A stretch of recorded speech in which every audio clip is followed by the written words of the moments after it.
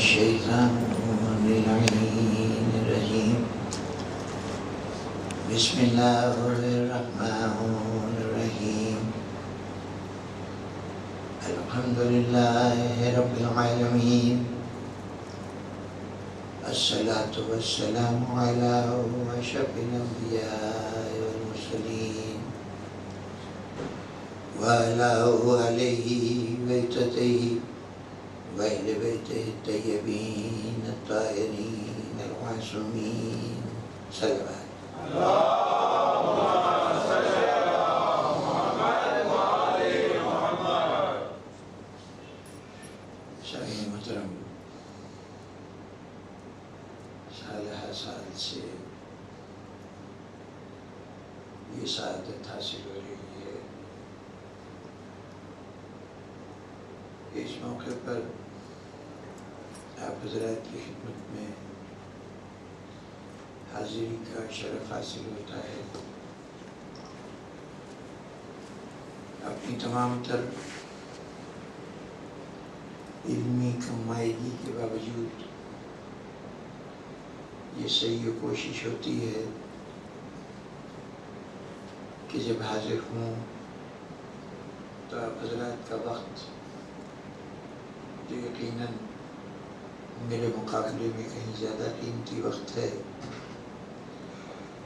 وہ ضائع نہ ہونے پائے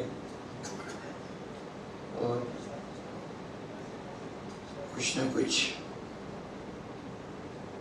ایسی باتیں گوش گزار کر سکوں کہ جو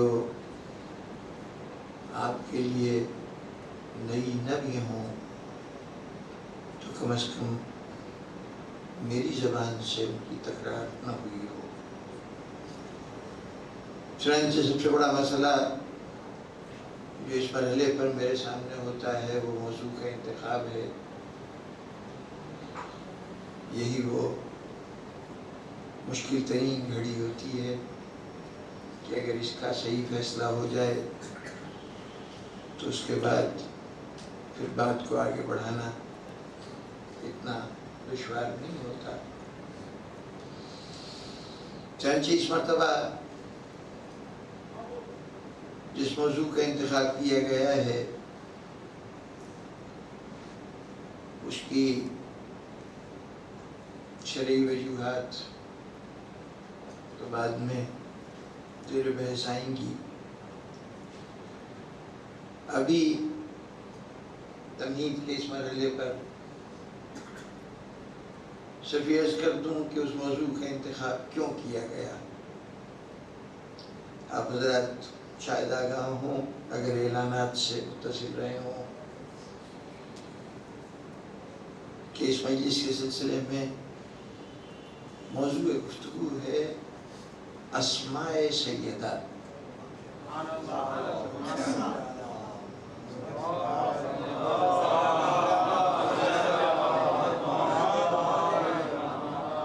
خاتون جنت کے نام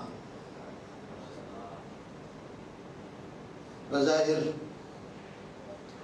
غیر مانوس سا عنوان ہے، لیکن اگر غور فرمائیے تو یہ نام ایک ایسی چیز ہے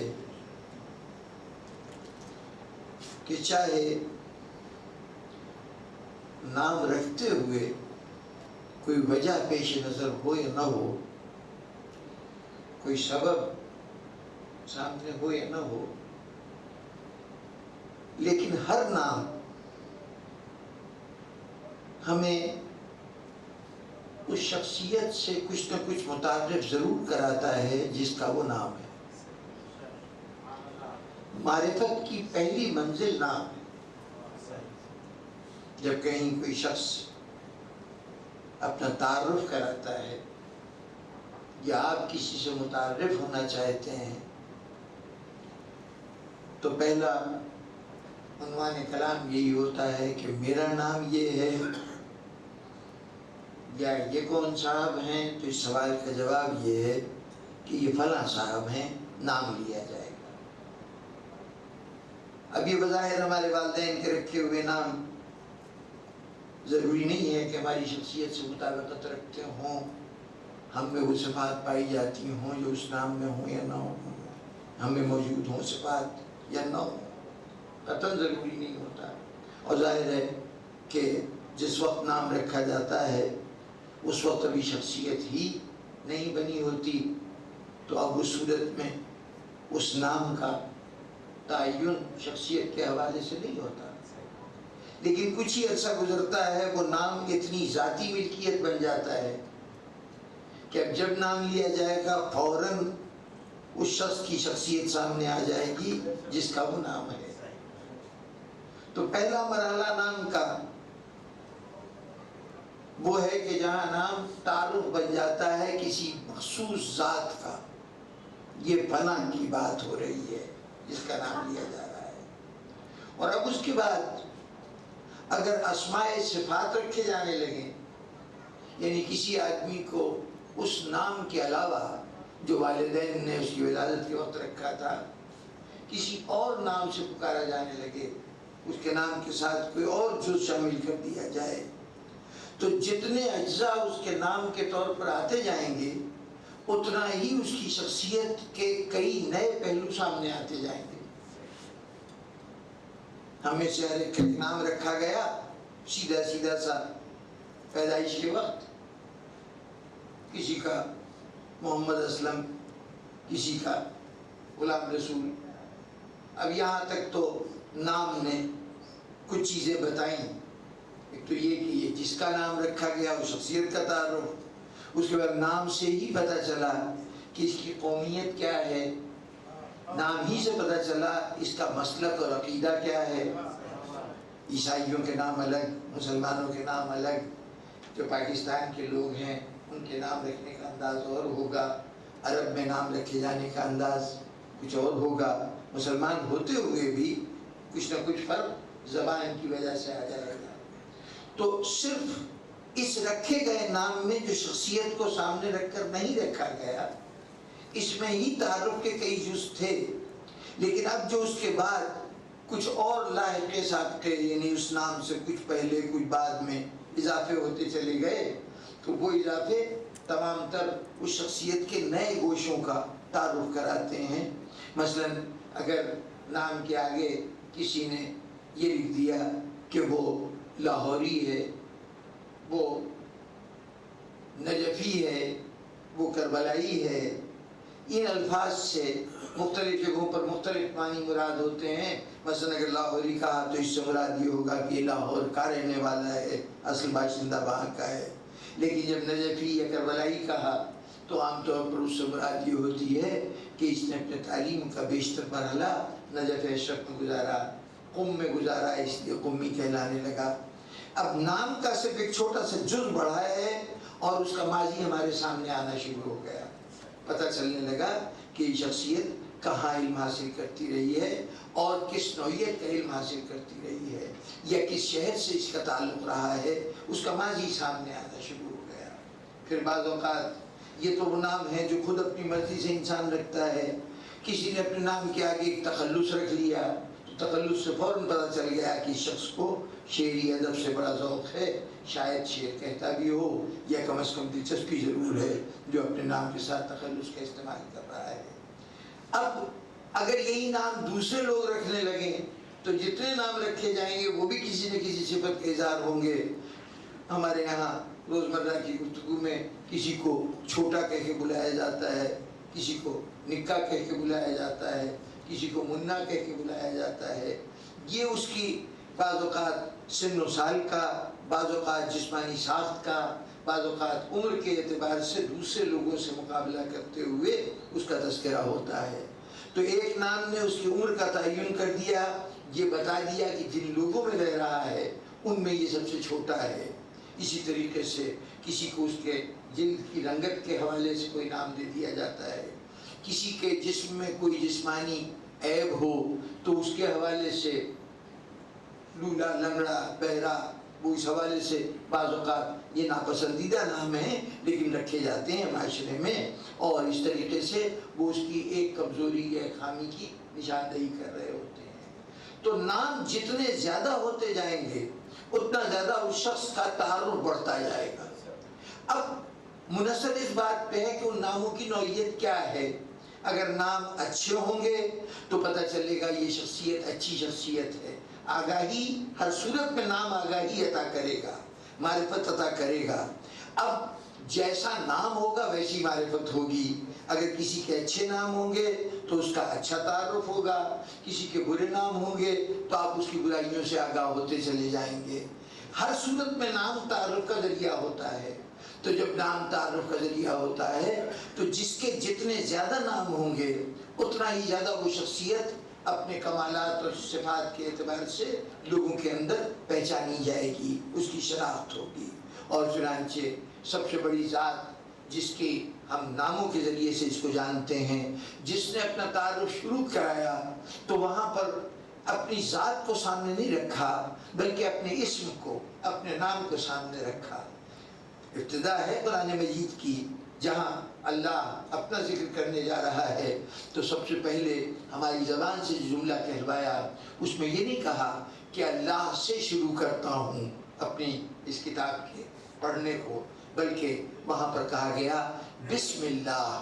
یہ بسم جو ہے یہ بے اسم اور اللہ کا مجموعہ ہے، بسم اللہ جو ہے تو بسم اللہ یعنی اللہ کے نام سے شروع کرتا ہوں۔ تو اب پروردگار عالم نے بھی اپنی کتاب کا آغاز اپنے اسم سے کیا ہے، ذات سے نہیں کیا ہے۔ تو جہاں خود اللہ ذرا یہ سوچئے کہ یہ ہم جو نام رکھتے ہیں وہ تو کسی بچے کی ولادت کے بعد نام رکھا جاتا ہے نا، لیکن پروردگار عالم وہ ذات ہے۔ دیکھیں نام کوئی بھی رکھا جائے، کسی نہ کسی زبان کا لفظ ہوگا، عربی کا ہو، فارسی کا ہو، اردو کا ہو، پنجابی کا ہو، کسی زبان کا لفظ ہوگا جو بطور نام کے رکھا جائے گا۔ یہ زبانیں اس وقت بنی جب انسان سن شعور کو پہنچ گیا، اس نے اپنے آپ کو اس حیوانی زندگی سے نکال کر یہ معاشرتی زندگی شروع کی اور آپس میں ایک دوسرے سے گفتگو کی ضرورت پیش آئی تو وہاں پر کوئی نہ کوئی زبان اختیار کی۔ یہ زبان صدیوں میں ترقی کرنے کے بعد اس حد تک پہنچی کہ اس کے اندر ایسے الفاظ ہوں کہ جو لوگوں کا نام بن سکیں، تب جا کے اس میں نام رکھے گئے۔ اب پروردگار عالم کا جو بھی نام ہوگا وہ کسی زبان کا ہوگا۔ زبان انسان کی مخلوق ہے، انسان کی تخلیق کردہ ہے۔ گویا اللہ کا کوئی نام نہیں ہے، اس لیے کہ اس وقت تو زبان تھی ہی نہیں، وہ تو ہمیشہ سے ہے، ہمیشہ رہے گا۔ ہم نے تو زبان آ کے متعارف کرائی، تب جا کے اس کے الفاظ بطور نام کے استعمال ہونے لگے۔ لیکن اللہ جب مخلوق سے اپنا تعارف کرا رہا ہے تو اس عہد کا حوالہ نہیں دے رہا کہ جب اس مخلوق کا وجود ہی نہیں تھا، بلکہ اس مخلوق سے اسی کی مخلوق کے ذریعے اپنا تعارف کرا رہا ہے، اپنے اسم کے ذریعے تعارف کرا رہا ہے۔ تو اب اس سے اس کی اہمیت کا اندازہ لگائیے کہ جب اللہ اپنی معرفت کرانا چاہتا ہے تو وہ بھی اسم کے ذریعے سے ہوتی ہے۔ تو جب اللہ کی معرفت اسم کے ذریعے سے ہوتی ہے تو اللہ والوں کی معرفت بھی اسم ہی کے ذریعے سے ہوگی۔ اس اللہ نے بڑے اعتماد سے کہا کہ للہ الاسماء الحسنی، دیکھو اللہ کے لیے جتنے نام ہیں سب اچھے کے اچھے نام ہیں، اور جب اس کو پکارو تو اس کے اچھے ناموں سے پکارو۔ چنانچہ ہمارے علماء نے کچھ احادیث کی روشنی میں اللہ کے 99 نام مقرر کیے جو اکثر آپ حضرات ان کی تلاوت بھی سنتے ہیں، اکثر کتابت بھی ہوئی ہوتی ہے، مختلف مقامات پر بطور آرائشی تحریر کے بھی یہ نام درج کر دیے جاتے ہیں۔ یہ 99 نام 99 صفات کے مظہر ہیں پروردگار عالم کی، لیکن کبھی ذہن میں یہ خیال نہ آئے کہ یہ 99 نام میں اللہ محدود ہے۔ یہ 99 نام اللہ کی کل شخصیت کے عکاس نہیں ہیں۔ یوں سمجھیے کہ انسان نے جب اللہ کا مشاہدہ کرنا چاہا، یعنی جب اللہ کی معرفت حاصل کرنی چاہیے تو اس نے مختلف کیفیتوں میں اللہ کی جو صفت کو محسوس کیا اس کو ایک نام دیتا چلا گیا، اور اس طریقے سے یہ 99 نام بنے۔ یہ 99 نام نہ تو اللہ کے تمام نام ہیں، خود قرآن مجید میں ان 99 نام کے علاوہ جن کی فہرست بتائی جاتی ہے اور بھی بہت سے نام ہیں جو ان 99 میں شامل نہیں ہیں، ایک سب سے معروف لفظ رب کا ہے کہ ان 99 کی فہرست میں رب کا لفظ موجود نہیں ہے۔ تو اب اتنا معروف نام کہ جو اللہ نے اپنے نام کے بعد قرآن مجید میں اللہ کا لفظ تقریباً 2980 کے قریب مرتبہ اللہ کا لفظ آیا ہے، اور اس کے مقابلے میں جہاں تک اس کے بعد جو لفظ سب سے زیادہ ہے وہ رب کا لفظ ہے، اور رب کا لفظ بھی کم و بیش 900 سے زیادہ تعداد میں آیا ہے، یعنی تقریباً 1/3 اسم ذات کا جتنے نام اسم ذات کے لیے جتنی مرتبہ اللہ نے لفظ اللہ استعمال کیا تو اس کا 1/3 مرتبہ لفظ رب استعمال کیا ہے۔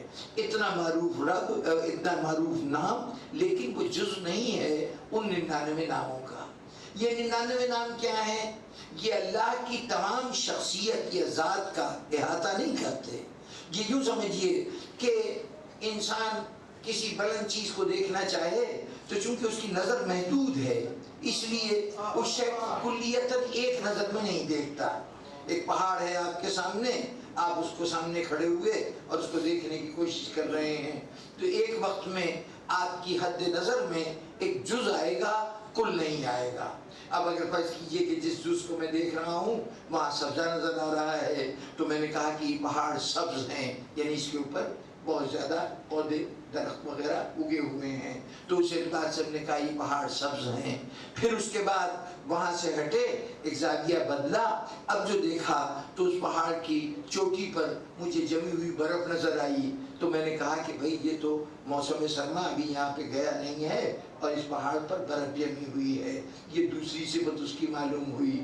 پھر ذرا سے زاویہ تبدیل کیا تو ہم نے دیکھا کہ اس پہاڑ میں کچھ ایسے قیمتی پتھر نظر آ رہے ہیں اس کی تہوں میں کہ جس سے اندازہ ہوا کہ اس میں بڑے اچھے پتھروں کا ذخیرہ ہے موجود۔ چنانچہ ہم نے کہا کہ اس پہاڑ میں تو بڑے قیمتی پتھر، اعلیٰ درجے کی معدنیات پائی جاتی ہیں۔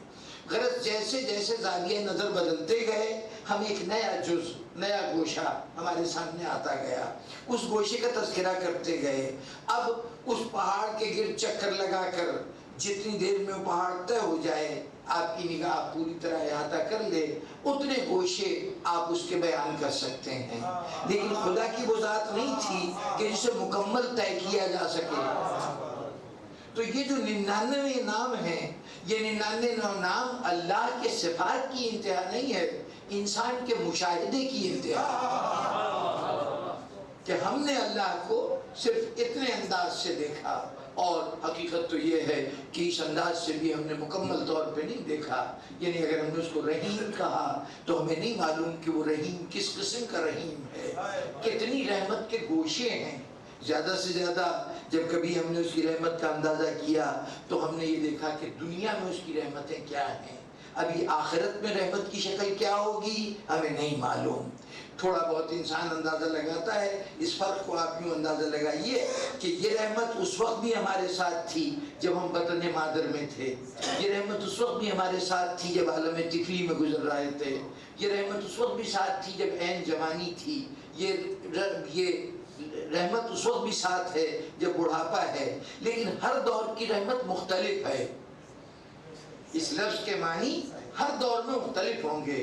جوان پر اللہ کی رحمتوں کا انداز اور ہے، بڑھاپے میں رحمتوں کا انداز اور ہے، بچپن میں رحمتوں کا انداز اور ہے، شکم مادر میں رحمتوں کا انداز اور ہے۔ تو جب ابھی دنیا کی رحمتوں کا ہم اندازہ پوری طرح نہیں لگا سکے تو ابھی ہمیں کیا معلوم کہ آخرت میں اس کی رحمتیں کون کون سا رنگ اختیار کریں گی۔ تو اس لیے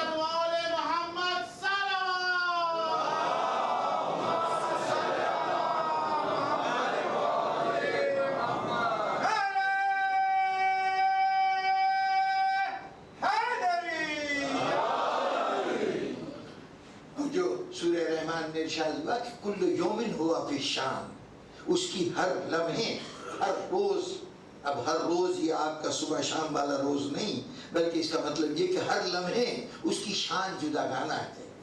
ابھی کچھ تھا، ابھی کچھ نظر آ رہا ہے، وہ نہیں بدلتا۔ خیال رہے کہ اگر اس میں تبدیلی آ جائے تو وہ خدا نہیں، وہ اللہ نہیں۔ اگر اس میں تغیر آ جائے، تبدیلی ہو جائے کہ ابھی کچھ تھا اور اب کچھ اور ہو گیا، نہیں، ابھی ہم کچھ اور دیکھ رہے تھے ایک ذرا سے عمر نے تھوڑا سا فاصلہ طے کیا، علم نے تھوڑا سی منزلیں طے کی، مشاہدہ ذرا بہتر ہوا، تجربہ کچھ طرح سے بڑھا، اور وہی خدا کچھ اور نظر آنے لگا۔ یہ اس کی اتنی شانیں ہیں کہ انسان اپنی زندگی کے ہر لمحے میں چاہے تو اس کی نئی شان دیکھ سکتا ہے۔ یہ اس میں کیفیت نہیں ہے، اس میں تغیر نہیں ہے، یہ تغیر میرے مشاہدے میں ہے، میرے دیکھنے میں ہے۔ تو اب اس مشاہدات کو جو ہم نے کیا، انسان نے کیا، اس کو اس نے اللہ کے ناموں کے طور پر استعمال کیا، اور اللہ نے کہا ٹھیک ہے، مجھ سے متعارف ہونا چاہتے ہو نا تو ان اسماء کے ذریعے سے متعارف ہو، ان ناموں کے ذریعے سے متعارف ہو۔ تو جب پتہ چلا کہ اللہ کی معرفت بھی اسم کے حوالے سے ہوتی ہے، تو پھر انسان نے ان ہستیوں کو کہ جن کی معرفت حاصل کرنا اس کی اپنی زندگی کی معراج تھی، ان کی شناخت کے لیے بھی اسم کا سہارا لیا۔ چنانچہ ذات پیغمبر صلی اللہ علیہ وسلم کے لیے بھی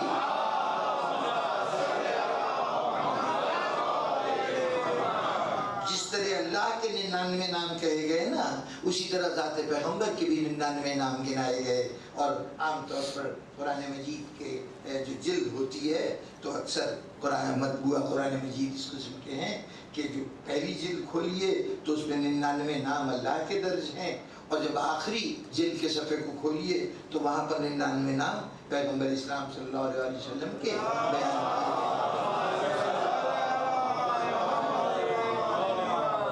اور پھر یہ نام مولا کائنات کی بات آئی تو وہاں بھی یہ نام اتنے کثرت سے ہیں کہ کسی شخص کے لیے بڑا مشکل ہے کہ وہ احاطہ کر سکے آپ کے تمام ناموں کا، جو آپ کے نام، اور یہ نام میرے اور آپ کے رکھے ہوئے نہیں، یہ خدا و رسول کے دیے ہوئے نام ہیں جو ان ہستیوں کو حاصل ہونے ہیں۔ بلکہ ان ناموں کی کیفیت یہ ہے، دیکھیے یہ کتنی اہم بات ہے کہ ہمارے سلسلہ ہدایت کا ہر فرد ایک اسم ذات رکھتا ہے۔ جیسے اللہ کا ایک نام ہے، جیسے آپ کا ایک نام ہے، ویسے ان کے بھی ایک نام تھے۔ ایک اسم ذات ہر ایک کا موجود ہے، لیکن سب کے تعارف کا ذریعہ ان کے اسم ذات کے بجائے کوئی نہ کوئی اسم صفت بنا۔ اگر پیغمبر اسلام کا تذکرہ ہے تو ہم ان کا اسم ذات کم لیتے ہیں، یہ ان کو حضرت مصطفیٰ کہہ کے بلاتے ہیں، یہ ان کا اسم صفت ہے، اسم ذات نہیں ہے۔ جناب امیر کی بات ہوتی ہے تو ہم ان کو مرتضیٰ کہہ کے بلاتے ہیں، حسن مجتبیٰ کی بات ہوتی ہے، سید الشہداء کی بات ہوتی ہے، زین العابدین سید الساجدین کی بات ہوتی ہے۔ تمام کے نام کے ساتھ اس کا جو صفاتی نام ہے وہ لیا جاتا ہے، وہی ان کے تعارف کا ذریعہ ہے۔ اور ہوتے ہوتے جب ہدایت اپنے آخری منزل پہ پہنچی تو اس آخری ہادی کے لیے تو یہ اہتمام کر دیا گیا کہ دیکھو اس کے زمانہ غیبت میں اس کا اسم ذات نہ لینا، جب کبھی اس کو بلانا اس کی صفت کے نام سے پکارنا، ہادی کہہ کے بلانا، مہدی کہہ کے بلانا، اسے صاحب عصر کہہ کے بلانا، اسے امام زمانہ کہہ کے بلانا، لیکن اس کا اصل نام تمہاری زبانوں پر نہ آئے۔ شرن میں منع کر دیا گیا کہ زمانہ غیبت میں اسم ذات نہ لیا جائے، صرف صفات سے پہچانو۔ صفات سے پہچان کا ایک بڑا فائدہ یہ ہوتا ہے کہ جو صفات ہوتی ہیں نا، نام تو ایک سے زیادہ رکھے جا سکتے ہیں، اسم ذات ایک ہی نام کئی آدمیوں کا رکھا جا سکتا ہے، لیکن صفات ایک جیسی تمام افراد میں پیدا نہیں کی جا سکتی۔ اور یہی وجہ ہے کہ قرآن مجید نے اکثر لوگ کہتے ہیں کہ ذرا اپنی جن محترم شخصیتوں کو آپ اپنا ہادی و رہبر کہتے ہیں ان کے نام دکھا دیں قرآن مجید میں، تو وہاں پر اس کا جواب یہ ہے کہ یہ قرآن کے مزاج کے خلاف ہے کہ وہ نام رکھے یا نام بتائے کہ تمہارے پہلے امام کا نام یہ ہے، دوسرے امام کا نام یہ ہے۔ قرآن نام نہیں بتائے گا۔ نام اس لیے نہیں بتائے گا کہ اگر ایک نام رکھ دیا گیا تم 10 ویسے نام رکھ لو گے، اور جو لوگ بنانا چاہتے ہیں وہ مصنوعی امام بنا لیں گے۔ اس کے مقابلے میں جب کبھی بھی تذکرہ کیا گیا ان کا صفات کے حوالے سے تذکرہ کیا گیا کہ اب دیکھنا ہے تو نام تو تمہیں ایک جیسے بہت سے مل جائیں گے، لیکن صفات جس کی ہے وہ کسی دوسرے کے اندر نہیں پائی جائے۔ تو تو ائمہ کی صفات کے ذریعے سے تعارف کرایا گیا، اور یہی صفاتی نام ہیں کہ جو ان کے تعارف کا ذریعہ بنتے ہیں۔ تو اب جہاں اچھا اب جب یہ صفات کا ذکر آیا تو اب یہاں پہ عرض کروں کہ عجیب سی بات ہے کہ دو سلسلے چلے تاریخ اسلام میں۔ ایک ہدایت کا وہ سلسلہ ہے کہ جو اللہ کی طرف سے ہمیں ہماری ہدایت کے لیے افراد معین کیے گئے، اور ایک وہ لوگ تھے کہ جو مسند اقتدار پہ بیٹھے اور دعویٰ کرنے لگے کہ ہم ہی ہادی ہیں، ہم ہی لوگوں کی رہنمائی کے لیے اللہ کی طرف سے مبعوث کیے گئے ہیں۔ تاریخ نے ان کے بھی نام رکھے اور ان کے بھی نام رکھے، اہل زمانہ نے بھی نام رکھے۔ وہ لوگ کہ جو ان کی شخصیتوں سے واقف تھے انہوں نے واقفیت کی بنیاد پہ بھی نام رکھے، یعنی علی بن ابی طالب کو رسول نے بھی بہت کچھ کہا، اور علی بن ابی طالب کو زمانے نے بھی بہت کچھ کہا، تو زمانے کے رکھے ہوئے نام بھی ہیں اور حضور کی ذات کے رکھے ہوئے بھی نام ہیں۔ جناب امیر المومنین کے بعد آپ کے جتنے امام ہیں ان کے ساتھ بھی صورتحال یہ ہے کہ کچھ نام تو وہ ہیں کہ جو خدا اور رسول کے رکھے ہوئے نام ہیں، ان ائمہ کے نام رکھے ہوئے نام ہیں کہ جو ان اماموں سے پہلے گزرے ہیں۔ انہوں نے تعارف کرایا ہے کہ میرے بعد آنے والی شخصیت کا یہ نام، یعنی یہ صفت ہوگی، یہ اس کی پہچان ہوگی۔ تو یہ نام تو ان لوگوں نے رکھے ہیں جو شخصیت سے واقف ہیں، اور کچھ نام وہ ہیں کہ جو ان کے چاہنے والوں نے، محبت کرنے والوں نے، کچھ نام وہ ہیں جو ان کے مخالفوں نے ان کے رکھے ہیں۔ یہ سب نام جو ہیں وہ کسی نہ کسی حوالے سے اس ذات کا تعارف کرا رہے ہوتے ہیں۔ چنانچہ اب ضمن یوں ہی ذکر کر دوں کہ ایک نام تھا کہ جسے خدا اور رسول نے بھی رکھا، اور اس کے مقابلے میں مخالفین نے بھی اس نام کو بڑی کثرت سے استعمال کیا۔ حضور نے علی بن ابی طالب کو مخاطب کرتے ہوئے ایک مرحلے پہ آپ کو ابو تراب کہا تھا۔ ابو تراب یہ کنیت تھی جو علی بن ابی طالب کی رکھی گئی۔ اچھا ابو تراب کی کنیت رکھی گئی تو اب مخالفین نے یعنی بنو امیہ نے اس عہد میں اس کو گویا اپنے طور پر توہین کی علامت سمجھا۔ مٹی کا باپ یعنی یہ گویا بے عزتی ہے، توہین ہے۔ چنانچہ انہوں نے علی بن ابی طالب کا نام جب بھی لیتے تھے بنو امیہ کے افراد تو وہاں پر وہ کبھی علی نام نہیں لیتے تھے یا کوئی اور صفاتی نام نہیں لیتے تھے، تنزن یہی ابو تراب کا لفظ استعمال کرتے تھے، اور جناب امیر اس پر مسکرایا کرتے تھے، اس لیے کہ انہیں اس لفظ کے معنی بھی معلوم تھے، اور یہ بھی معلوم تھا کہ جس ذات نے یہ نام دیا ہے اس ذات نے نہ معلوم علی کی کون کون سی صفت سامنے رکھ کر یہ نام دیا ہے۔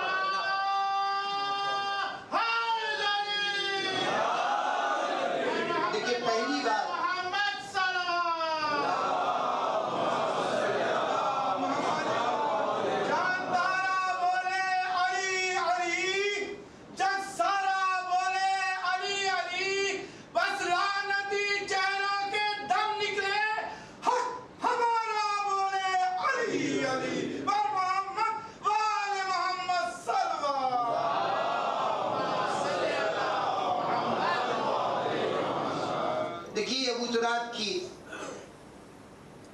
سے محبت ہونا یعنی اس لفظ کو اچھا سمجھنا، اور اس لفظ کو تنزن ایک نام رکھنے یعنی برائی کے طور پر، نام رکھنے کے طور پر استعمال کیا جانا، ان دونوں کے پیچھے فکر کون سی ہے؟ وہ کون سی سوچ ہے کہ ایک کے لیے یہی نام باعث فخر ہے اور دوسرا اسی نام کو بطور طنز کے، اعتراض کے استعمال کر رہا ہے؟ جو فخر کر رہا ہے وہ تراب سے اپنے رشتے پہ فخر کر رہا ہے، اس کے لیے تراب سے رشتہ ہونا باعث فخر ہے، اور جو اس کو تنزن کہہ رہا ہے وہ تراب سے رشتے کو ہی عیب قرار دے رہا ہے۔ ابو تراب کہہ کر کیوں؟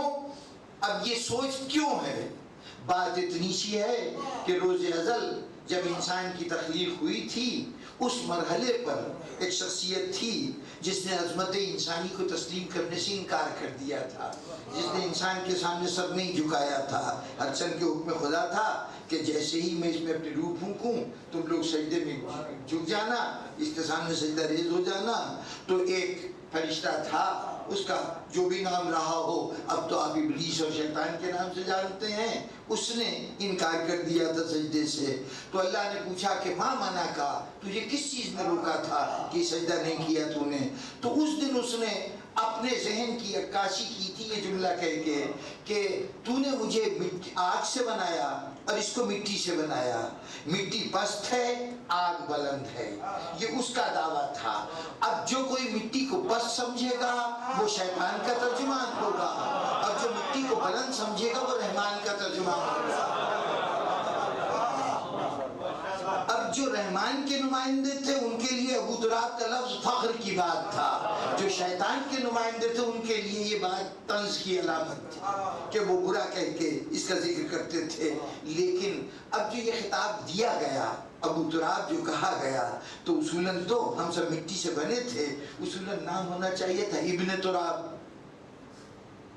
اصولاً ہمارا نام ہونا چاہیے تھا ہم خاک کے فرزند ہیں، مٹی کے پتلے ہیں نا، مٹی سے بنائے گئے۔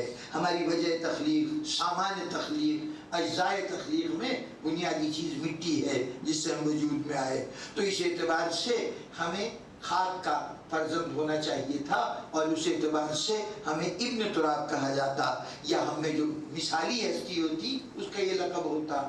لیکن یہ ابو تراب کا لفظ یہ کیوں؟ تو جناب والا عربی کا ایک قاعدہ یہ ہے جو ان کا رواج ہے، اور آج کے دور میں بھی وہ رواج قائم ہے، کہ کچھ تو ابو کا لفظ، کا لفظ، یعنی مانے ماں، ابو مانے باپ، ابن کا مطلب یہ بیٹا، یہ سب لفظ جو ہیں کبھی تو حقیقی رشتے کا اظہار کرتے ہیں، یعنی ابو فلاں اس کا مطلب فلاں کا باپ، ابو فلاں اس کا مطلب فلاں کی ماں، اور اس طرح ابن فلاں اس کا مطلب فلاں کا بیٹا۔ یہ تو ایک حقیقی صورتحال ہے جس کی عکاسی ہوتی ہے۔ لیکن بعض اوقات یہ لفظ اس ایسی صورت میں استعمال ہوتا ہے کہ جہاں وہ رشتہ ہو ہی نہیں سکتا، جیسے شراب کے لیے بڑا معروف لفظ ہے ام الخبائث، خباثتوں کی، گمراہیوں کی، ناپسندیدہ باتوں کی ماں، ام الخبائث، یہ شراب ہے۔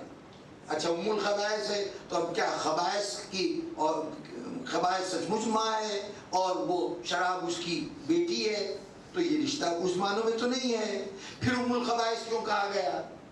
یا مصر میں ایک بہت بڑا بت ہے جو جس کا جسم شیر کا ہے اور چہرہ کچھ ہولناک انسانی قسم کا چہرہ ہے، اس کا نام انہوں نے رکھا ابو الہول، خوف کا باپ۔ اب خوف کا باپ کیا معنی؟ تو جناب والا، یا سب سے بڑا ایک مشہور لفظ قرآن مجید کا دیا ہوا ہے، وہ ہے مکہ معظمہ کے لیے ایک نام ام القرا، آبادیوں کی ماں۔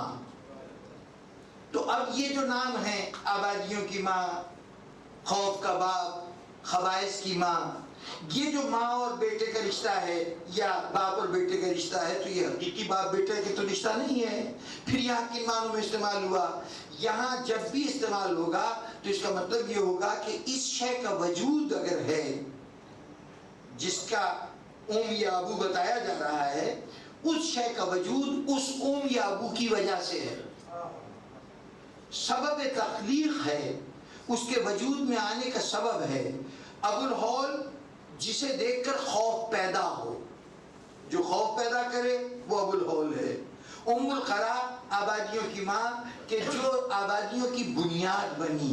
حضرت ابراہیم نے جب یہ شہر آباد کیا تو اس کے بعد ان کی نسل نے نہ معلوم کتنی آبادیاں آباد کی، اور پورا عرب جو آباد ہوا ہے تو اسی مکے کی آبادی کے نتیجے میں آباد ہوتا چلا گیا۔ تو اس اعتبار سے اس کو ام القرا، آبادیوں کی ماں کہا جاتا ہے۔ تو جو کسی شے کی سبب تخلیق ہو، جیسے ماں باپ تخلیق کا سبب ہوتے ہیں نا اولاد کی، تو جو شے کسی شے کے وجود میں آنے کا سبب ہو اسے یا ابو کے لفظ سے پکارا جاتا ہے۔ تو اب اگر ابو تراب کہا گیا ہے تو یہ ذات وہ ذات نہیں ہے کہ جو صرف تراب سے بنی ہے، بلکہ یہ وہ ذات ہے کہ جس کی وجہ سے تراب وجود میں آئی ہے۔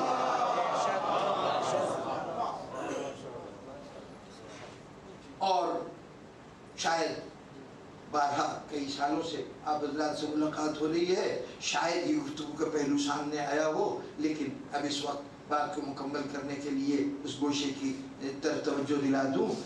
ایک تخلیق کے سبب میں یہاں کہا جا رہا ہے کہ علی ابو تراب ہیں، یعنی اس زمین کے، اس مٹی کے وجود میں آنے کا سبب علی کی ذات. ایک بڑی مشہور حدیث ہے جسے حدیث قدسی کہتے ہیں، یعنی اللہ کا قول ہے جو اب تک پہنچا کہ ارشاد ہوا حضور کو مخاطب کر کے کہ لولا لما خلقت الافلاک، اے رسول اگر تم نہ ہوتے تو ہم ان افلاک کو، ان آسمانوں کو پیدا نہ کرتے.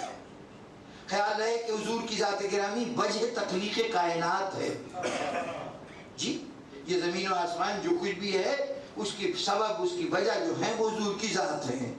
تو جو کائنات کی تخلیق کا سبب ہو اسے یہ کہا جائے کہ وہ وجہ تخلیق افلاک ہے. کل کائنات وجود میں ہے تو حضور کی وجہ سے، لیکن اللہ کہہ رہا لولا کلمہ خلقت الافلاک، اے رسول تم نہ ہوتے تو ہم ان آسمانوں کو پیدا نہ کرتے. یہ کتنی عجیب بات ہے کہ جو سبب تخلیق کائنات ہو اس میں سے کائنات کا ایک جز، آسمان جز ہے نا، کل کائنات تو نہیں ہے، وہ ایک حصہ ہے اس کائنات کی. تو پوری کائنات کی تخلیق کا سبب رسول کی ذات ہے، لیکن کہا یہ جا رہا ہے کہ رسول تم نہ ہوتے تو ہم آسمان پیدا نہ کرتے. یہ آسمان وجود میں آئے تو تمہارے دم سے آئے. اللہ کہہ رہا تھا رسول تم نہ ہوتے تو ہم آسمان پیدا نہ کرتے. رسول کہہ رہے ہیں علی تم نہ ہوتے تو یہ زمین خلق نہ ہوتی. ابو تراب کہا تو یہی کہا نا کہ وجہ تخلیق زمین تم ہو. تو گویا وہ جو حضور کی ایک اور حدیث ہے کہ آپ نے فرمایا کہ میں اور علی ایک نور واحد سے ہیں. اللہ نے سب سے پہلے ہمارے نور کو خلق کیا، اس کے دو جز بنائے، ایک جز کا نام علی رکھا، ایک جز کا نام محمد رکھا. یہ ایک ہی نور کے دو جز ہیں. اب ہم نہیں سمجھتے تھے کہ نور کیسے تقسیم ہوتا ہے. کیا آپ کسی بلب سے ظاہر ہونے والی روشنی کو دو حصوں میں بانٹ سکتے ہیں؟ ہم نور کو کی تقسیم کو نہیں سمجھ سکتے تھے. تو قدرت نے بتایا کہ نور کی تقسیم کو یوں سمجھو کہ نور کی تقسیم در حقیقت اختیارات کی تقسیم ہے، دائرہ کار کی تقسیم ہے. اے رسول ہم نے یہ پوری کائنات اس نور کے لیے خلق کی ہے. اس کائنات کی وجہ تخلیق وہ نور ہے کہ جو سب سے پہلے خلق ہوا تھا. اس نور کے اب دو حصے کر دیے گئے تو پھر کائنات کو بھی دو حصے کیے جانے تھے کہ اس نور میں سے، یعنی یہ جو دو ایک نور کے دو ٹکڑے ہوئے تو اے رسول تم نے بتا تو دیا ہے ان کو کہ تم دونوں ایک ہی نور کے دو ٹکڑے ہو. تو میں اس کی وضاحت کر دوں. پروردگار عالم نے کہا کہ اس کی تشریح کر دوں، مخلوق یہ سن لے کہ یہ جو افلاک ہیں ان پہ اختیار محمد چلتا ہے، یہ جو زمینیں ہیں اس پہ اختیار علی ابن ابی طالب چلتا ہے. اب اس کا فرق کیا ہے؟ اس اختیار کا مملکتیں دونوں اسی نور کی ہیں، لیکن اللہ نے تقسیم کر دی. افلاک کا حکمران وہ، زمینوں کا حکمران یہ. تو اب اس کا فرق کیا ہوا؟ فرق یہ ہوا کہ جب تمہیں زمین پر کوئی ضرورت پیش آئے، کوئی مشکل پیش آئے تو علی کو پکارا کرو. جب آسمان کی کوئی ضرورت پیش آئے تو رسول کو پکارا کرو. جہاں ٹھوکر لگے، مصیبت پڑے، تکلیف آئے تو یا علی کہہ کے صدا دو. وہاں شفاعت کی ضرورت ہو، نجات کی ضرورت ہو تو یا محمد کہہ کے پکارا.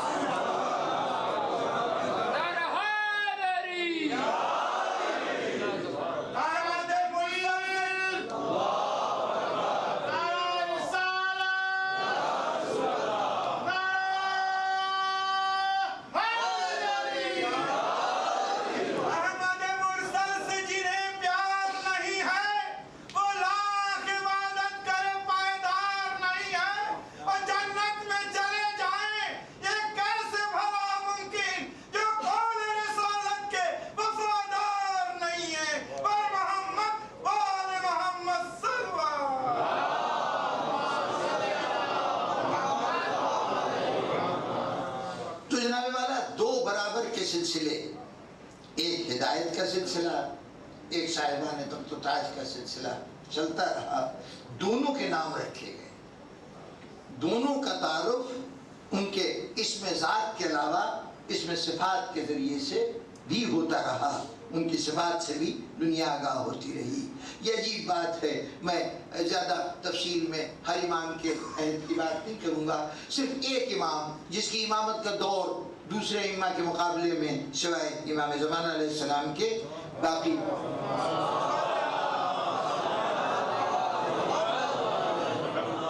تمام ائمہ کے مقابلے میں ان کا دور سب سے طویل دور ہے، یعنی 34 سال کا زمانہ ہے جو زمانہ امامت ہے۔ یہ آپ کے چھٹے امام جعفر صادق علیہ السلام۔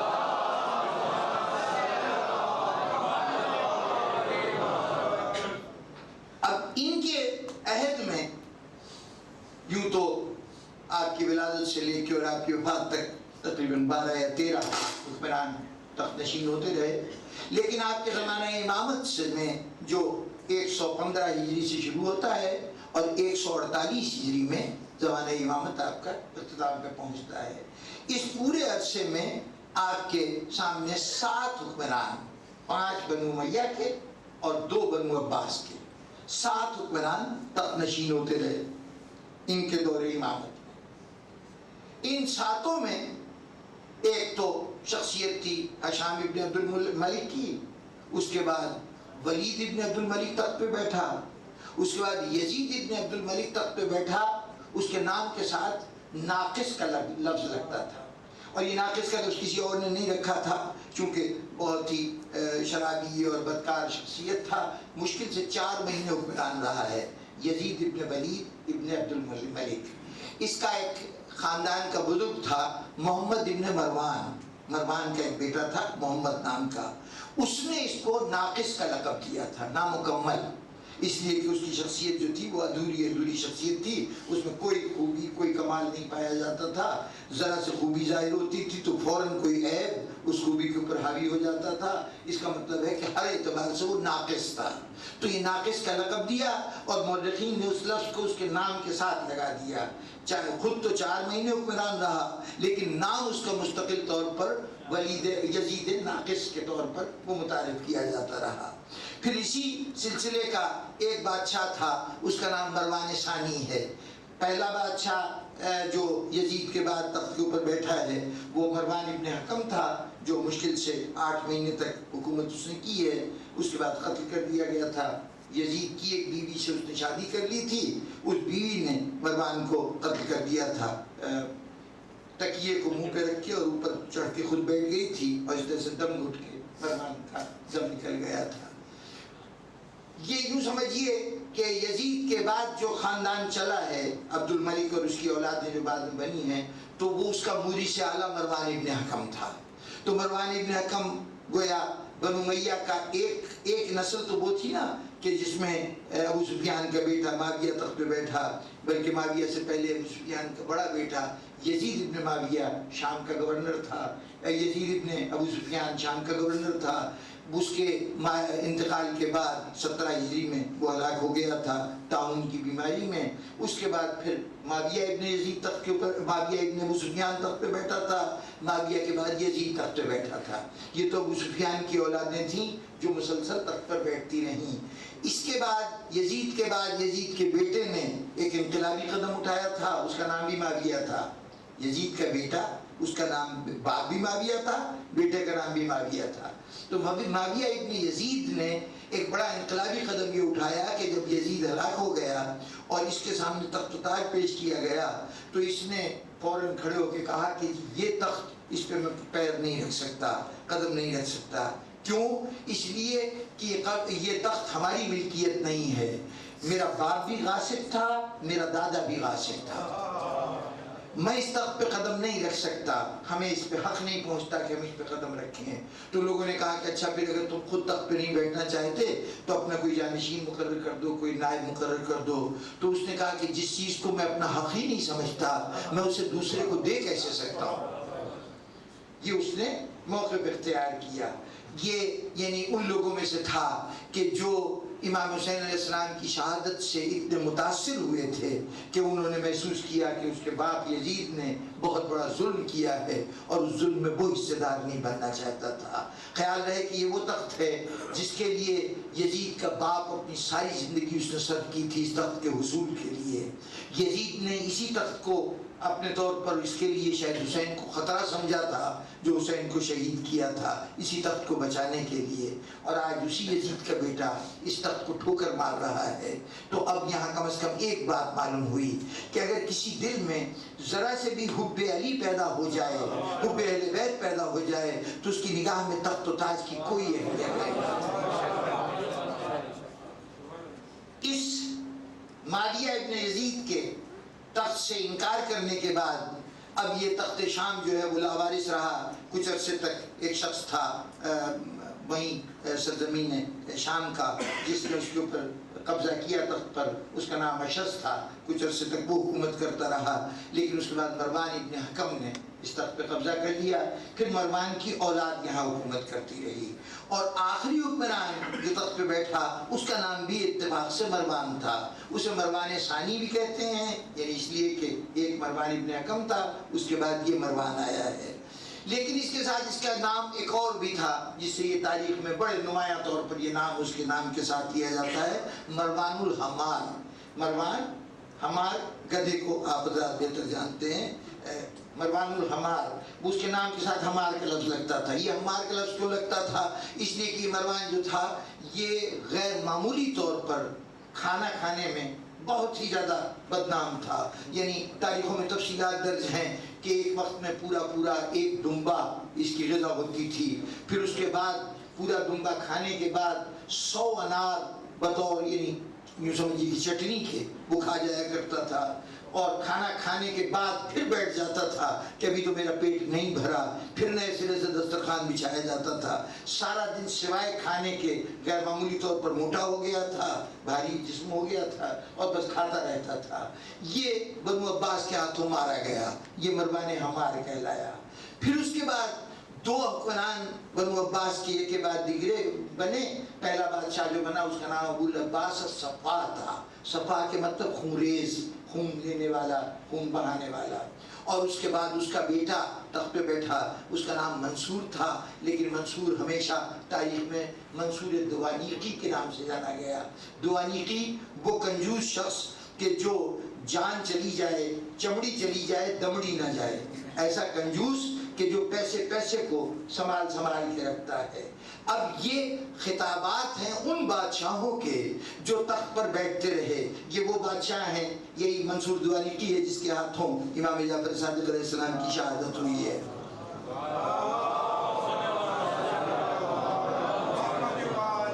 148 ہجری میں امام کی شہادت ہوئی ہے، 10 سال کے بعد 158 ہجری میں یہ منصور دوانیقی ہلاک ہوا ہے۔ تو اب جتنے بادشاہ ہیں ان بادشاہوں کے اگر دوسرے نام رکھے گئے تو کوئی ناقص کہلایا، کوئی ہمار کہلایا، کوئی صفاح کہلایا، کوئی دوانیقی کہلایا، یعنی کوئی نامکمل کہلایا، ناقص عیبدار کہلایا، کوئی گدھا کہلایا۔ کسی کو تاریخ نے نام دیا تو اس کو خونریزی کرنے والا، خون بہانے والا کہا، کسی کو کنجوس، مکھی چوس کا نام دیا۔ یہ خطابات دیے گئے ان لوگوں کو جو تخت کے اوپر بیٹھ رہے تھے، اور اس کے مقابلے میں جس شخصیت کے دور میں یہ سارے بادشاہ ہو رہے تھے، امام مالک کے سامنے کسی نے کوئی حدیث پڑھی اور کہا کہ یہ جناب جعفر ابن محمد کا یہ قول ہے، امام محمد باقر علیہ السلام کے صاحبزادے حضرت جعفر کے یہ قول ہے، تو آپ کے اس قول کے متعلق کیا خیال ہے؟ یعنی انہوں نے یہ حدیث بیان کی ہے کہ آپ کے خیال میں یہ حدیث صحیح ہے؟ تو انہوں نے فوراً غصے سے اس کو گھور کے دیکھا، کہا اس حدیث میں شک کرتا ہے؟ ارے جس کے بیان کرنے والے کا نام ہی صادق ہو اس کے قول پہ شبہ کیسے کیا جا سکتا؟ اب ایک طرف جو ہدایت کے لیے آیا ہے اس کو زمانہ جانتا ہے تو صادق کے لقب سے جانتا ہے، اور ایک طرف جسے دنیا نے تخت پہ بٹھایا ہے ان میں سے کوئی ہمار ہے، کوئی ناقص ہے، کوئی صفا ہے، کوئی دوانیقی ہے۔ یہ ناموں کا فرق بتا دیتا ہے کہ اصل ہادی کون ہے اور لوگوں کے بنائے ہوئے ہادی کون ہوتا ہے۔ اور یہی ایک امام کی بات نہیں ہے، سارے امام جانے گئے تو ایسے ہی ناموں سے کہ جب بھی ان کا تعارف ہوا کسی اچھی صفت سے، اللہ کا چنا ہوا ہے اس لیے مصطفیٰ ہے، اللہ نے اس کو منتخب کیا ہے اس لیے مرتضیٰ ہے، یہ اللہ کا پسندیدہ ہے اس لیے مجتبیٰ ہے، اس نے راہ حق میں اپنی جان قربان کی ہے اس لیے سید الشہداء ہے، یہ سجدگاہ بارگاہ پروردگار میں اس انداز سے سجدہ ریز ہوا کہ سید الساجدین کہلایا، یہ سید الساجدین کہلایا، یہ زین العابدین کہلایا، عبادت گزاروں کی زینت کہلایا۔ کسی نے علوم کو اس طرح سے نشر کیا کہ اصل نام تو پر سے پردہ چلا گیا، وہ باقر العلوم کہلایا، علم کو کھولنے والا، علم کو ظاہر کرنے والا۔ کوئی صادق کے لقب سے جانا گیا کہ امام جعفر صادق کہلائے، کسی کے اندر یہ کیفیت ہوئی اپنے غصے کو ضبط کرنے کی، دوسروں کو معاف کر دینے کی، کہ وہ کاظم کے لقب سے جانا گیا۔ کسی نے اللہ کی رضا کے سامنے یوں سر جھکا لیا کہ اپنی مرضی کو بیچ میں رہنے ہی نہیں دیا تو وہ رضا کے نام سے جانا گیا۔ کسی میں اس انداز سے تقویٰ بڑھا کہ وہ دنیا میں محمد تقی کے نام سے جانا گیا، ہادی کے نام سے جانا گیا۔ کسی میں اتنی پاکیزگی تھی کہ وہ نقی کے لقب سے جانا گیا۔ کسی نے اپنی وہ قید و بند کی کیفیت میں بھی جلال و عظمت کردار کا وہ مظاہرہ کیا کہ عسکری کہلایا۔ اور کوئی وہ ہے کہ پردہ غیب میں آج بھی ہادی و مہدی کے نام سے جانا جاتا ہے۔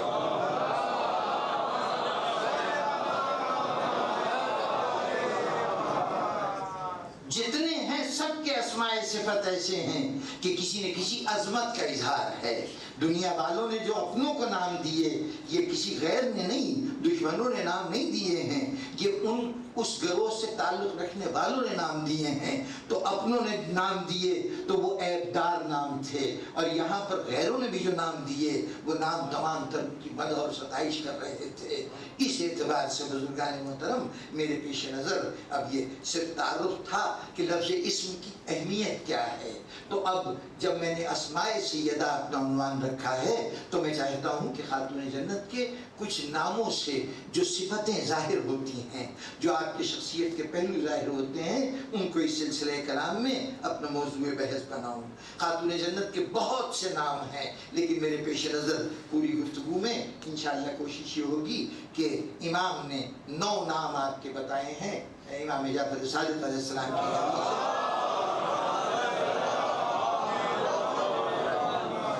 لیکن اس حدیث کا تذکرہ بعد میں ہوگا بس۔ اور اس میں جو نام آئے ہیں ان کا بھی تذکرہ، وہ بھی نام چونکہ خاتون جنت کے تمام نام ان 9 ناموں میں مشتمل نہیں ہیں۔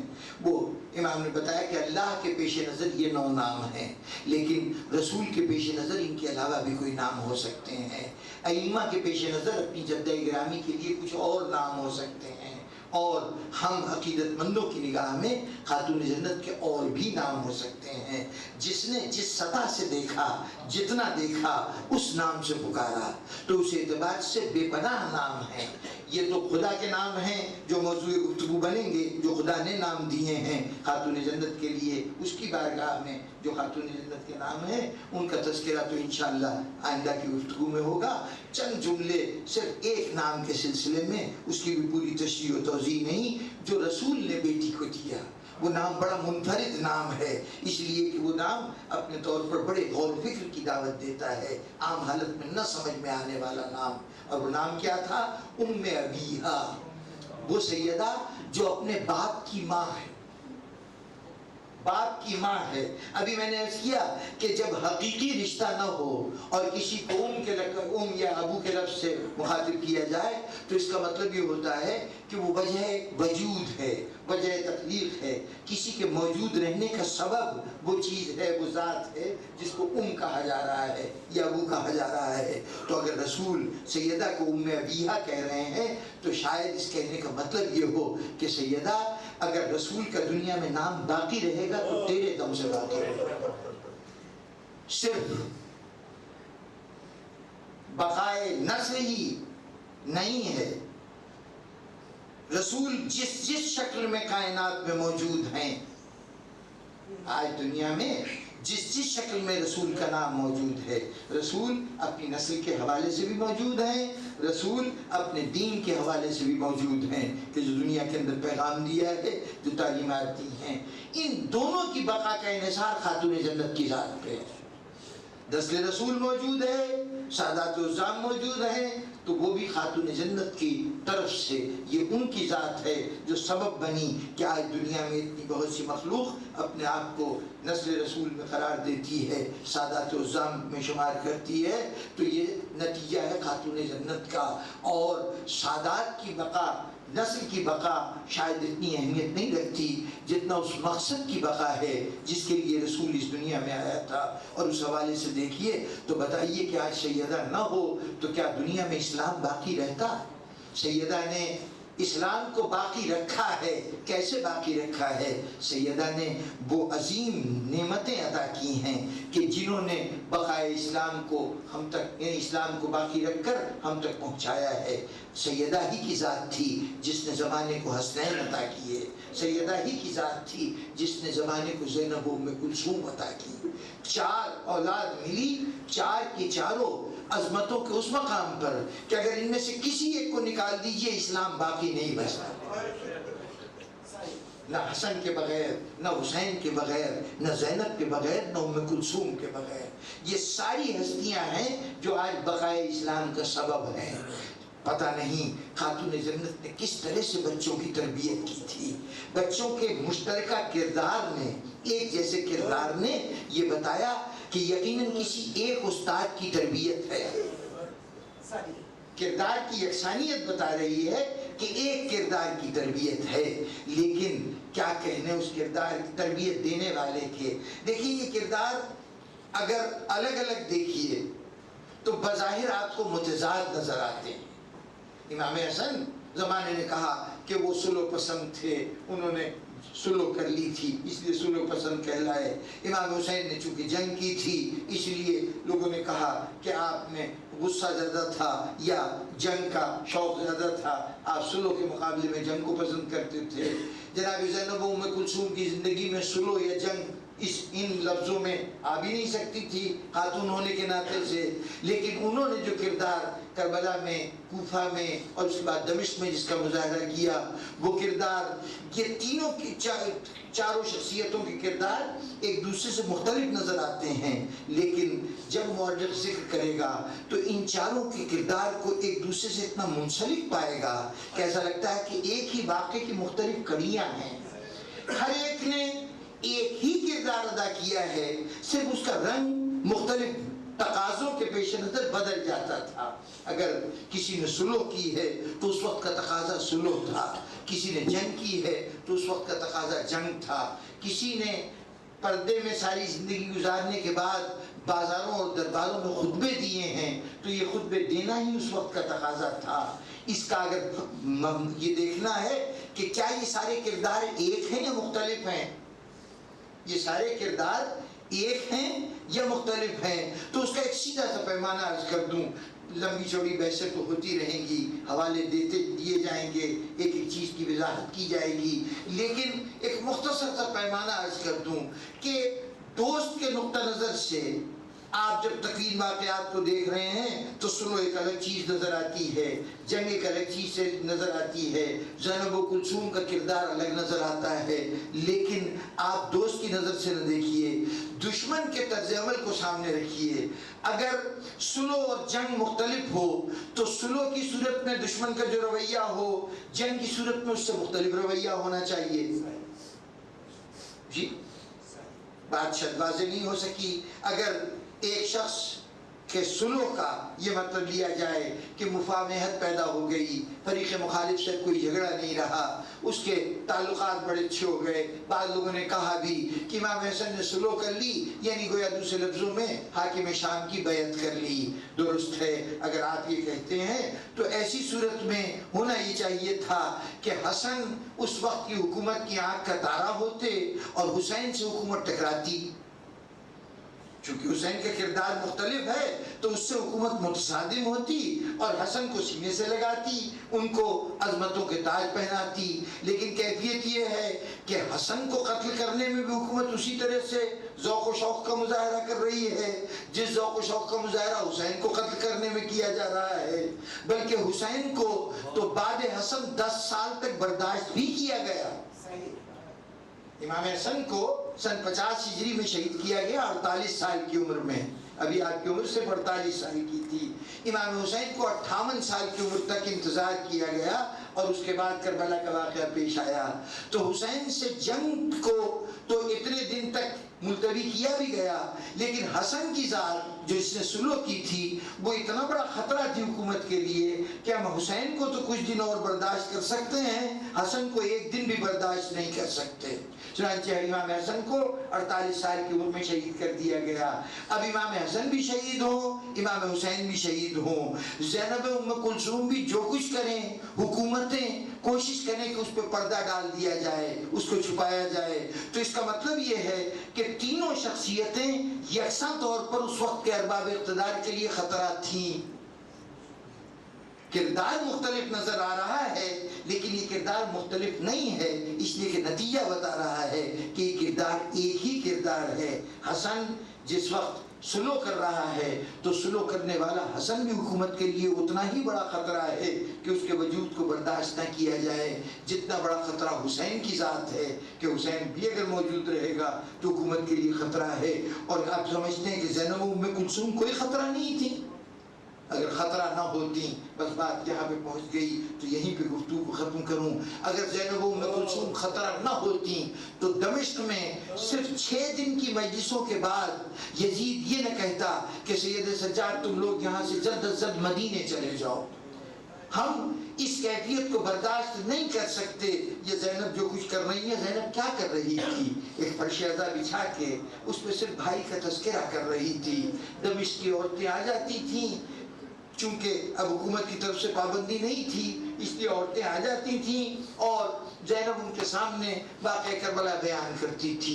6 دن، صرف 6 دن گزرے ہیں زینب کو کہ ایک مرتبہ یزید نے سید سجاد کو بلایا اور کہا، اجازت تو بڑا اپنی طرف سے اس نے عنایت کی تھی کہ ٹھیک ہے زینب اگر چاہتی ہیں کہ بھائی کی فرش ازا بچھائیں تو کوئی حرج نہیں، ہم مکان بھی خالی کرائے دیتے ہیں، دمشق کی عورتوں سے بھی کہتے ہیں کہ وہ تعزیت کے لیے چلی جائیں، اور چنانچہ اپنے طور پر اس نے اجازت دی تھی۔ لیکن 6 دن میں معلوم ہوا کہ وہ زینب جو قید خانے میں تھی وہ اتنا بڑا خطرہ نہیں تھی، لیکن حسین کے لیے روتی ہوئی زینب، حسین کا ماتم کرتی ہوئی زینب یزید کے لیے بہت بڑا خطرہ تھی۔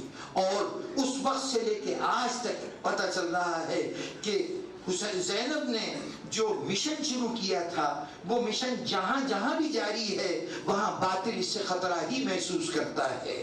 آپ کی کسی بات کی مخالفت نہیں ہوتی جتنی عزاداری حسین کی مخالفت ہوتی ہے۔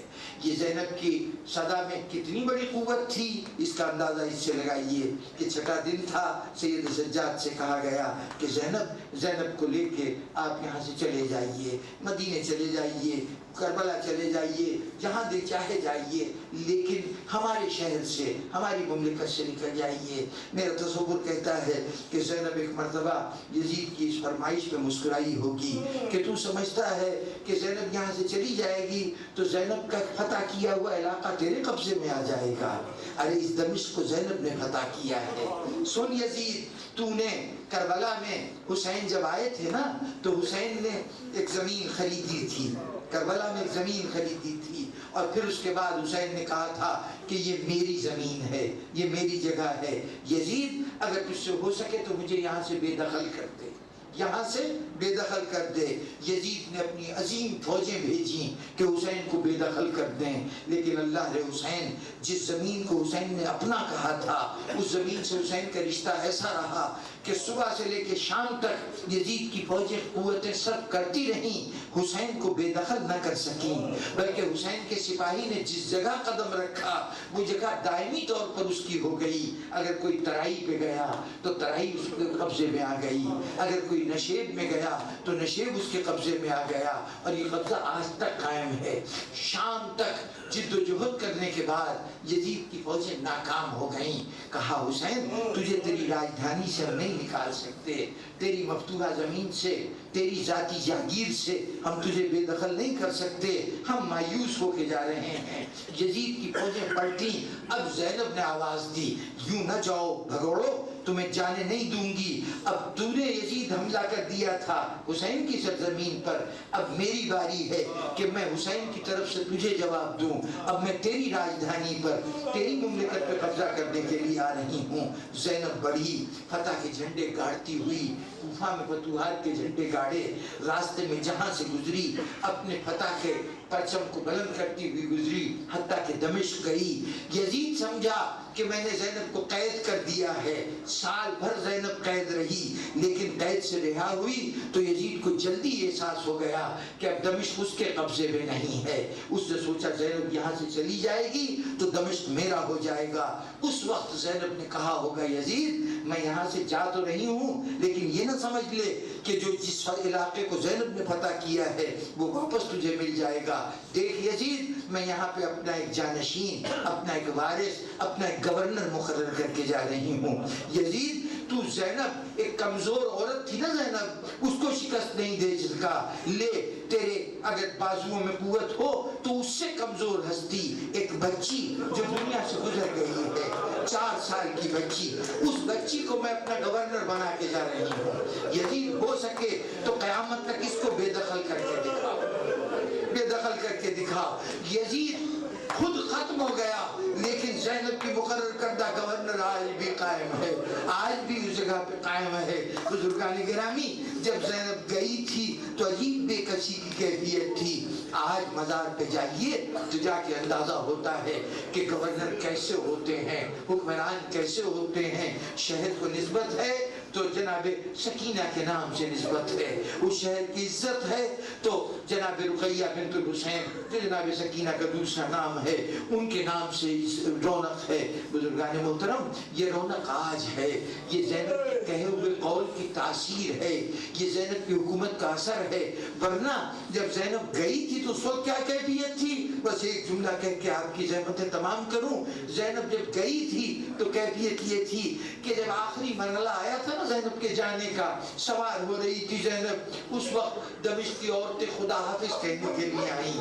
کربلا کی قید کے بعد قید سے رہا ہو کے زینب جا رہی تھی تو دمشق کی عورتیں خدا حافظ کہنے کے لیے آئیں، تو زینب نے اس وقت دمشق کی عورتوں سے کہا بیویو جا تو رہی ہوں، ایک چھوٹی سی فرمائش کر رہی ہوں، ایک فرمائش کر رہی ہوں، اگر کبھی زندگی میں موقع ملے، اگر کبھی تمہاری مصروفیات تمہیں فرصت دیں تو اس قید خانے میں آ جانا، اس قید خانے میں ایک میری امانت ہے، ایک بچی ہے۔ دیکھو اب جب کبھی قید خانے میں آ جانا، اب ایسا لگا زینب کہے کہ قید خانے میں آ جانا، اس بچی کے لیے فاتحہ پڑھ لینا، اس قید خانے میں آ جانا، بچی کی قبر پہ پھول چڑھا دینا۔ لیکن زینب نے یہ کچھ نہیں کہا، کہا تو صرف 2 باتیں کہیں، اے دمشق کی عورتوں 2 وصیتیں کر رہی ہوں، دیکھو کبھی یہاں آنا نا تو ہو سکے تو ایک چراغ جلا دینا، ایک شمع جلا دینا، اس لیے کہ بچی اندھیرے ہی اندھیرے میں دنیا سے رخصت ہو گئی، قید خانے کی تاریکی میں رخصت ہو گئی۔ اس کے بعد جناب زینب نے ایک اور فرمائش کی، اے دمشق کی عورتوں اگر کبھی یہاں آنا ہو نا تو تھوڑا سا پانی اگر ہو سکے تو چلو میں لے آنا، چند قطرے پانی کے لا کے قبر میں ڈال دینا۔ یہ بچی کربلا میں پیاسی تھی، کوفہ میں پیاسی تھی، دمشق کے قید خانے میں پیاسی تھی، دنیا سے پیاسی چلی گئی، اس کو چند قطرے پانی کی نظر دے دینا۔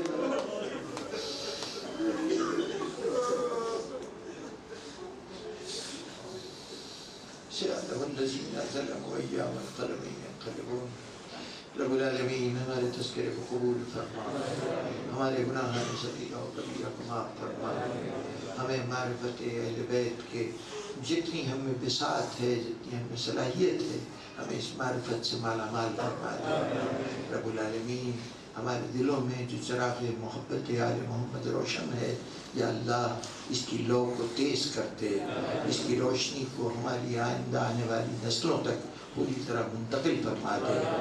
جو امانت ہمیں بصورت عزا، بصورت محبت اہل بیت عطا ہوئی ہے، اس امانت کو ہم اپنی اگلی نسلوں کے سپرد کر سکیں۔ رب العالمین، یہاں پر موجود ہر مومن متعدد حاجتیں رکھتا ہے، ہر حاجت اس کے لیے ناقابل حصول ہے، یہ خود کو کمزور پاتا ہے اور اپنی ضروریات کو، اپنی خواہشات کو، اپنے مسائل کو اپنی طاقت سے زیادہ پاتا ہے، لیکن پروردگارا اس کی ہر بڑی سے بڑی مصیبت، اس کی بڑی سے بڑی تمنا